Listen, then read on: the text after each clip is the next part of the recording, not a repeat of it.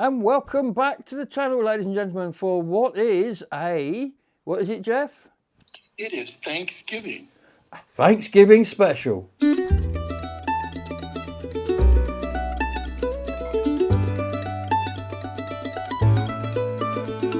Well, it's that time again, isn't it, Jeff? This time last year, Laura was here cooking us a Thanksgiving dinner, a vegetarian one, I hasten to add.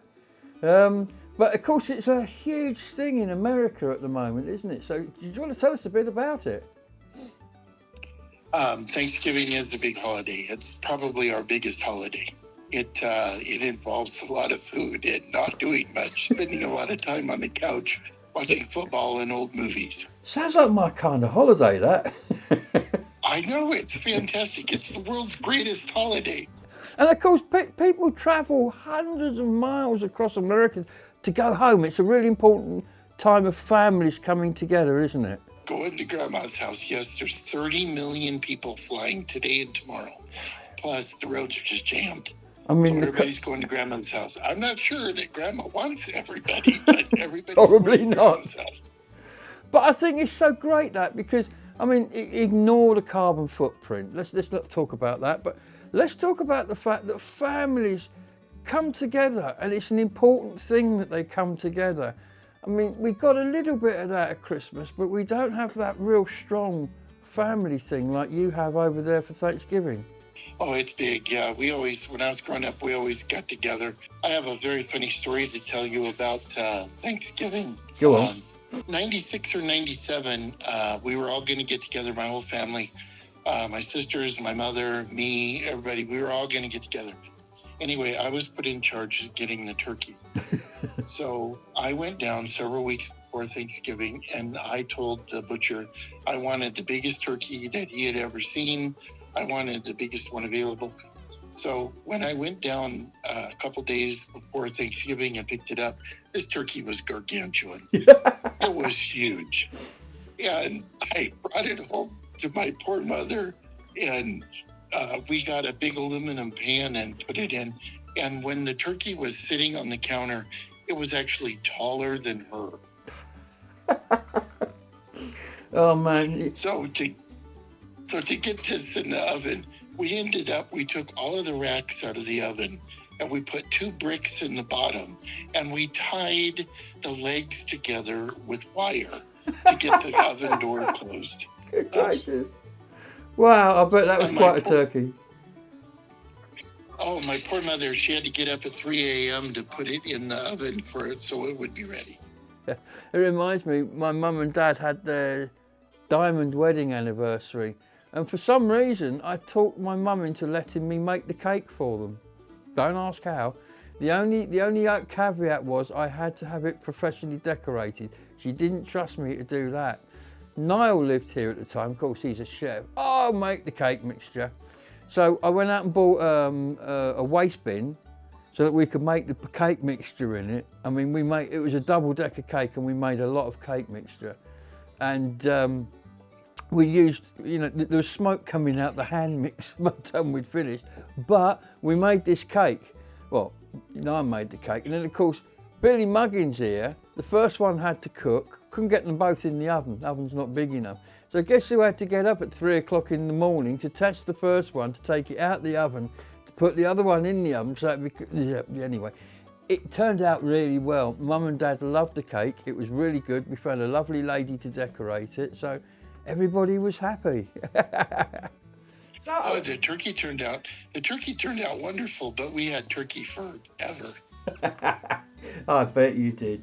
And of course, you Americans, you do everything kind of you go overboard for some things. I mean, we've been having an ongoing discussion, you and I, and I've got to say the words iced sweet tea. You can see the smile on Jeff's face the minute I say it. Okay, so look, let me tell you a story. Jeff and I have been having this ongoing conversation, and I'll call it an ongoing conversation. It's not an argument, it's an ongoing conversation for a long, long time about the relative merits, if there are any, of iced sweet tea. Now, the Americans take a perfectly normal tea bag, they take several of them, they put them in like a bucket, They put loads of water on it and they brew this thing up till it's within an inch of its life. And then if that's not enough insult, they dump enough sugar to keep a small African country going for a month into it, boil it up, and then they freeze this I'll use the word concoction. And, hello Poppy, they don't do that, oh sorry, I've got a cat here. They used it, and then they put it on ice and drink it. Now, we've had this ongoing. Jeff sent me a tin of this stuff, didn't you, Jeff? And I took it round, and I was very surprised how many people in Glastonbury actually said it's not too bad, but they liked it. So I believe in fair play and all that, and chaps. So we found a place in London called Shake Shack. This is an American outfit and they do iced tea. So we thought, I know what, I'm going to go down there and drink real American iced tea, and it's probably actually going to be quite nice. Well, I made a video. What do you think? Welcome back to the channel, ladies and gentlemen, for a video that I have had to make for quite a while. It stems from a, shall we say, ongoing conversation between Jeff and myself about a certain liquid that for some reason they drink in America. They're very weird in America. I refer, of course, to iced tea, that strange American practice of brewing loads and loads of tea, infusing it with enough sugar to feed a family for a month, and then freezing the hell out of it so it's icy cold. And then here comes the weird bit, they actually drink it. Now, I did a video a while back, I'll put a link up there, explaining what I thought about this, and I had a tin of it that Jeff sent me to try. And I took it around Glastonbury, and I must admit I was surprised. I thought everybody would go, ugh, and say, no, I'm not drinking that rubbish. But they all drank it, and some of them even liked it. So the conversation never quite stopped.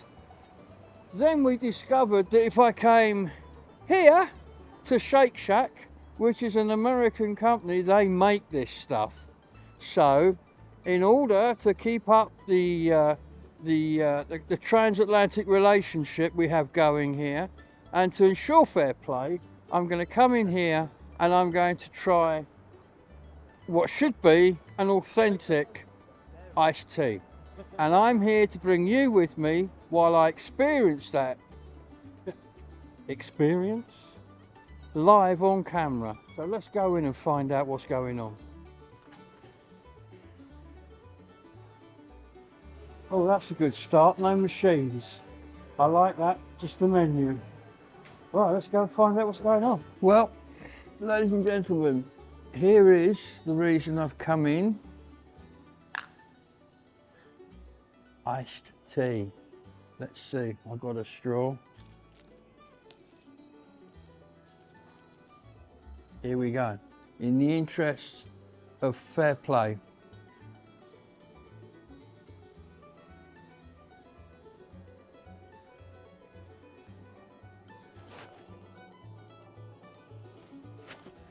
Oh dear.